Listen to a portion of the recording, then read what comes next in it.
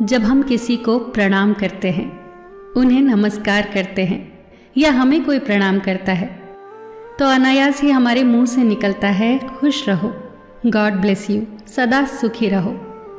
ये जो प्रणाम के उत्तर में हमारे मुंह से निकलते हैं ना, ये कोई साधारण शब्द नहीं है, ये दुनिया के सबसे कीमती शब्द हैं।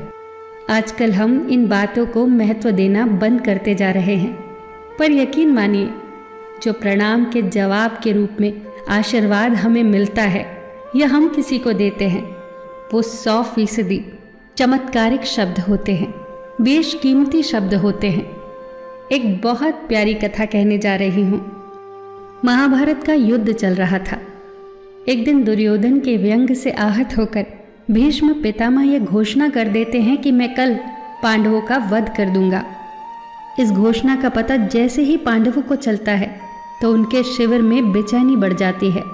सभी को भीष्म पितामह की क्षमताओं के बारे में पता था, इसीलिए सभी अनिष्ट की आशंका से परेशान हो जाते हैं। तभी श्री कृष्ण द्रौपदी से कहते हैं, तुम अभी मेरे साथ चलो। श्री कृष्ण द्रौपदी को लेकर सीधे पितामह भीष्म के शिविर में पहुंच जाते हैं। श्री कृष्ण स्वयं तो शिविर के बाहर खड़े हो जाते हैं, पर वो द्रौपदी से कहते हैं कि अंदर जाकर पितामह भीष्म को प्रणाम करो।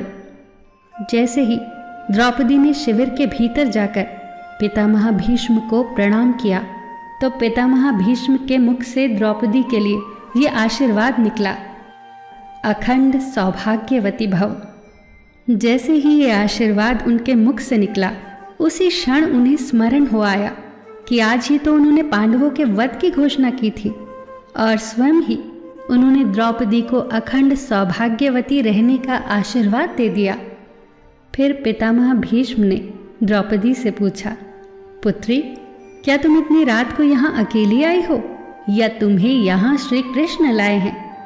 तब द्रौपदी ने कहा, जी पितामह, और वो शिविर के बाहर ही खड़े हैं। शिविर से बाहर निकलकर दोनों ने एक दूसरे को प्रणाम किया और पितामह भीष्म ने कहा, मेरे एक वचन को मेरे ही दूसरे वचन से काटने का काम केवल कृष्ण ही कर सकते हैं।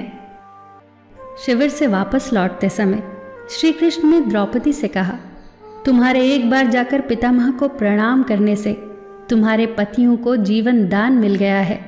अगर तुम प्रतिदिन भीष्म, धृतराष्ट्र, द्रोणाचार्य आदि को प्रणाम करती होती और दुर्योधन, दुशासन आदि की पत्नियां भी पांडवों को प्रणाम करती होती, तो शायद इस युद्ध की नौबत ही न आती। जो हर घर में कलह कलेश का वातावरण रहता है, वो कहीं न कहीं इस बात के मूल से जुड़ा है कि हम संस्कार भूलते जा रहे हैं। हम जाने अनजाने अपने बड़ों की उपेक्षा करने लगे हैं। याद रखना कि हर चीज़ पैसे से खरीदी नहीं जा सकती, और ये भी याद रखना कि हर बात का जवाब गूगल से नहीं मिलता। उसके लिए बुजुर्गों के पास भी बैठना पड़ता है। शरीर की खुराक के साथ साथ हमारी आत्मा को भी खुराक चाहिए, जो संस्कारों से हमें मिलती है। हम भूलते जा रहे हैं आशीर्वाद के महत्व को। आशीर्वाद एक कवच की तरह होता है, जो हर बाधा से हमारी रक्षा करता है। कितनी सुंदर बात कही है किसी ने। प्रणाम अनुशासन है, प्रणाम शीतलता है, प्रणाम आदर सिखाता है, प्रणाम से सुविचार आते हैं, प्रणाम झुकना सिखाता है, प्रणाम क्रोध मिटाता है, प्रणाम आंसू धो देता है, प्रणाम अहंकार मिटाता है, प्रणाम हमारी संस्कृति है। आप सभी को मेरा सादर प्रणाम। फिर मिलेंगे दोस्तों अगली वीडियो के साथ। तब तक के लिए अपना ख्याल रखना और हमेशा मुस्कुराते रहना।